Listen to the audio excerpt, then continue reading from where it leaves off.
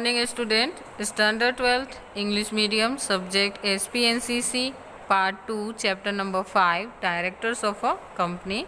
इससे जो पिछला लेक्चर हमने डिस्कस किया था उसमें अगर आपको याद हो तो हमने appointment of a director after first director के बाद जिस डायरेक्टर्स की अपॉइंटमेंट होती है उनके बारे में हमने बात की थी और ये भी देखा था कि फर्स्ट डायरेक्टर किसे कहते हैं। तो जो मेमोरेंडम ऑफ एसोसिएशन को प्रमोट करता है, जो मेमोरेंडम ऑफ एसोसिएशन में फर्स्ट नंबर पे साइन करता है, उसी को हम मान लेते हैं कि कंपनी का वो फर्स्ट डायरेक्टर है।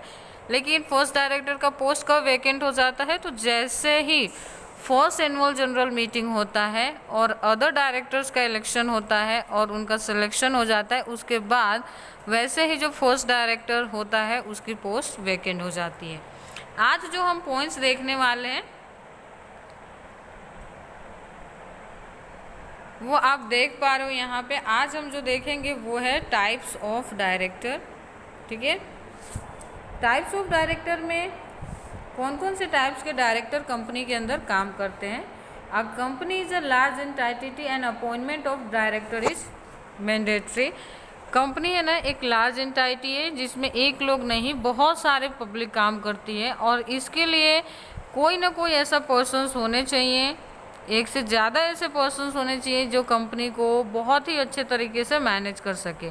और इसी के लिए वैसे तो जो कंपनी के ओनर होते हैं उन्हीं को कंपनी मैनेज करने का अधिकार होता है, राइट्स होते हैं, लेकिन क्योंकि कंपनी के जो ट्रू ओनर होते हैं वो कंपनी के इक्विटी शेयर होल्डर्स होते हैं और इक्विटी शेयर होल्डर्स कंट्री के किसी भी कोने से हो सकते हैं और उनका कंपनी में रोज़ आके कंपनी के मैनेजमेंट की देखरेख करना पॉसिबल नहीं है। इसलिए शेयर होल्डर्स अपने में से ही किसी को डायरेक्टर के लिए चुनते हैं। तो आज हम देखेंगे कि कौन से टाइप्स के डायरेक्टर है। तो फर्स्ट है इंडिपेंडेंट डायरेक्टर, सेकेंड है मैनेजिंग डायरेक्टर, थर्ड वर्ड है नॉमिनी डायरेक्टर, फोर्थ है एडिशनल डायरेक्टर, फिफ्थ है अल्टरनेटिव डायरेक्टर, सिक्स्थ है directors appointment before completion of term of director vacant position and 7 number appointment of director elected by small share holders. तो ये 7 types के director है जो कि एक कंपनी के अंदर काम करते हैं। अब हम देख लेते हैं यहाँ पे कि इंडिपेंडेंट डायरेक्टर होते क्या है। ओके, आज का हमारा जो फर्स्ट पॉइंट है वो इंडिपेंडेंट डायरेक्टर का है।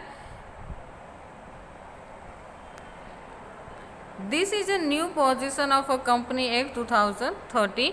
ये कंपनी के जो न्यू ये प्रोविज़न कब आया? तो कंपनी एक्ट 2013 के अंदर।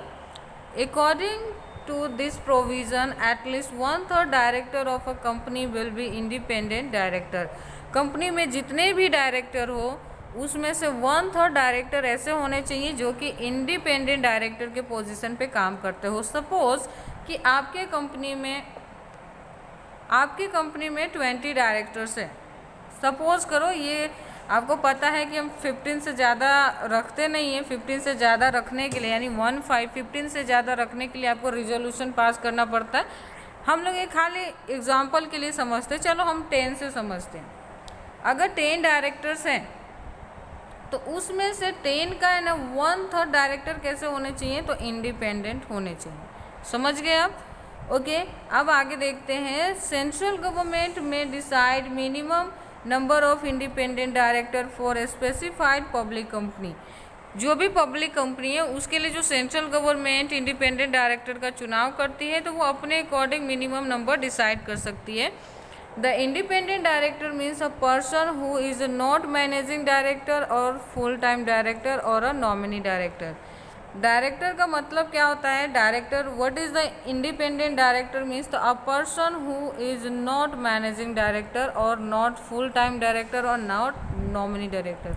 जो डायरेक्टर ना तो कंपनी का एमडी होगा, ना तो फुल टाइम कंपनी के अंदर काम करता होगा और ना ही किसी का नॉमिनी होगा, ऐसे डायरेक्टर को हम क्या कहते हैं? Independent director. Independent director is appointed from the data bank. Okay, independent director का सिलेक्शन कहाँ से होता है? ये इंपॉर्टेंट क्वेश्चंस है जो पूछे जा सकते हैं, आपको याद रखना है। डेटा बैंक के थ्रू हम इंडिपेंडेंट डायरेक्टर का सिलेक्शन करते हैं। Such types of data bank contain name, address and qualification of a person who are eligible and willing to be act as an independent director can be maintained by anybody, institution or association as may be notified by the central government। कोई भी person जो कि eligible है और willingly चाहता है कि वो इंडिपेंडेंट डायरेक्टर बने, वो इसके लिए नॉमिनेशन में हिस्सा ले सकता है। वो कोई पर्सन हो सकता है, कोई इंस्टीट्यूट हो सकता है, कोई एसोसिएशन हो सकता है, जो कि हमें किसके बेस पे काम करना है, तो सेंट्रल गवर्नमेंट के रूल्स के according. As a company has to select from this data bank, the company should take proper care at a time of selection from such a data bank and his appointment should be approved in the general meeting। अगर हम data bank से independent director का selection करते हैं company की तरफ से, तो हमें ये पूरी ध्यान रखना है कि सिलेक्शन प्रॉपर तरीके से हुआ हो और जो भी आपने अपॉइंटमेंट करी है उसका जिक्र आपके जनरल मीटिंग में होनी चाहिए। यानी जिस व्यक्ति को एज अ इंडिपेंडेंट डायरेक्टर आपने सेलेक्ट किया है उसके बारे में आपको जनरल मीटिंग में डिस्कस करना है। The term of independent director is for 5 years। एक इंडिपेंडेंट डायरेक्टर का अपॉइंटमेंट कितने साल के लिए होता है, तो 5 साल के लिए होता है। The independent director can be reappointed. अगर 5 years अगर कंप्लीट हो भी जाता है, तो अगर आप चाहते हो कि इस पर्सन की एक्टिविटीज़ अच्छी है, काम अच्छे से करता है, इसकी पर्सनालिटी अच्छी है, इसकी बिहेवियर अच्छा है, तो हम उसके अकॉर्डिंग उसको रीअपॉइंटमेंट भी दे सकते हैं। For that a special resolution should be pass in the company. लेकिन इसको कंपनी के क्या करना पड़ेगा, ताकि स्पेशल रिजोल्यूशन पास करना पड़ेगा जिसमें 75% पब्लिक आपके फेवर में होना चाहिए। मीन्स कि मीटिंग जो भी अटेंड कर रहे हैं वहाँ पे बैठे हुए 75% लोग आपके फेवर में होगा, तो ही हम मानेंगे कि स्पेशल रिजोल्यूशन पास हुआ है।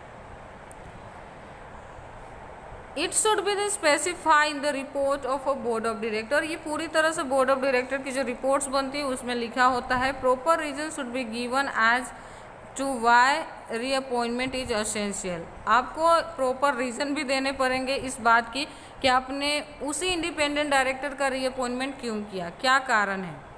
Any independent director would not be appointed for more than 2 terms। Okay, लेकिन आपको याद रखना है कि एक व्यक्ति सिर्फ 2 टर्म के लिए इंडिपेंडेंट डायरेक्टर के पोस्ट पे काम कर सकता है किसी पर्टिकुलर कंपनी में। 2 टर्म कितने साल का हुआ, तो 10 years का हुआ, याद रखने का।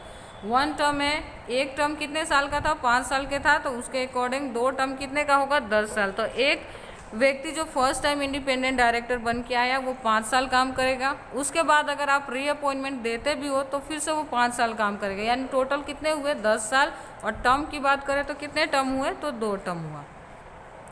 Independent director can be reappointed after the gap of 3 years। लेकिन रीअपॉइंटमेंट हम किसी को कब दे सकते हैं, तो आफ्टर 3 years गैप के बाद। मतलब अगर आज के तारीख में आप किसी को as a independent director appoint करते हो तो वो 5 साल काम करेगा, तो ऐसा नहीं कि तुरंत ही आप उसको दोबारा इंडिपेंडेंट डायरेक्टर बना दो। आपको क्या करना पड़ेगा, बीच में 3 साल के गैप रखने पड़ेंगे।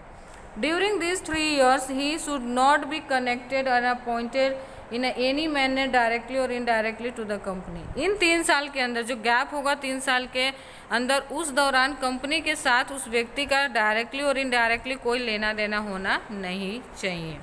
ओके, अब हम बात कर लेते हैं a person appointed as an independent director by board should be experienced, skillful and expert in his field. एक व्यक्ति, एक पर्सन जिसको आप as a independent director company के लिए अपॉइंट किए हो, वो कैसा होना चाहिए, तो वो एक्सपीरियंस्ड होना चाहिए, उसके पास अनुभव होना चाहिए, स्किलफुल होना चाहिए एंड एक्सपर्ट होना चाहिए अपने फील्ड में।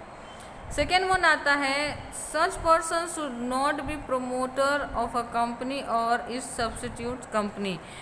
Subsidiary company. वो पर्सन ना तो कंपनी का प्रोमोटर होना चाहिए, मीन्स कि उसका साइन कहीं भी memorandum of association, article of association में नहीं होने चाहिए। आपने देखा था कि प्रोमोटर्स जितने भी होते हैं कंपनी के, उनका मेमोरेंडम में साइन होना ज़रूरी होता है। जैसे कि वो एक्सपर्ट हो सकते हैं, वो मैनेजर हो सकते हैं, वो कंपनी का प्रोमोटर हो सकता है, लीड मैनेजर हो सकता है, शेयर जो ब्रोकर होते हैं वो हो सकते हैं। तो ये सारे लोग हैं ना, कभी भी इंडिपेंडेंट डायरेक्टर के पोस्ट पे काम नहीं कर सकते हैं। The person should not be relative to any promoter और डायरेक्टर। वो व्यक्ति जिसको एज ए इंडिपेंडेंट डायरेक्टर आपने अपॉइंट किया है वो ना तो मैनेजमेंट में किसी का रिलेटिव होना चाहिए, ना ही बोर्ड ऑफ डायरेक्टर से उसका कोई लेना देना होना चाहिए, और ना ही कंपनी के प्रमोटर के साथ। ही should not have any economical and financial relation with a company. Company के साथ उसका इकोनॉमिकल एंड फाइनेंशियल कोई रिलेशन नहीं होना चाहिए। और सब्सिडरी कंपनी और विद द डायरेक्टर और promoter in the last 2 financial year.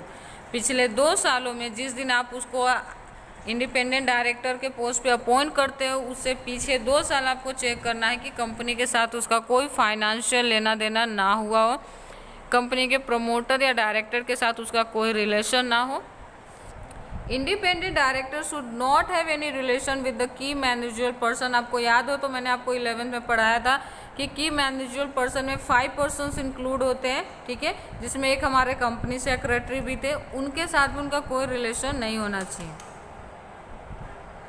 For 3 years before appointment and independent director. जब आप उसका अपॉइंटमेंट करें उसे 3 साल पहले तक उसका किसी के साथ किसी तरह की कोई रिलेशन नहीं होनी चाहिए। Thank you.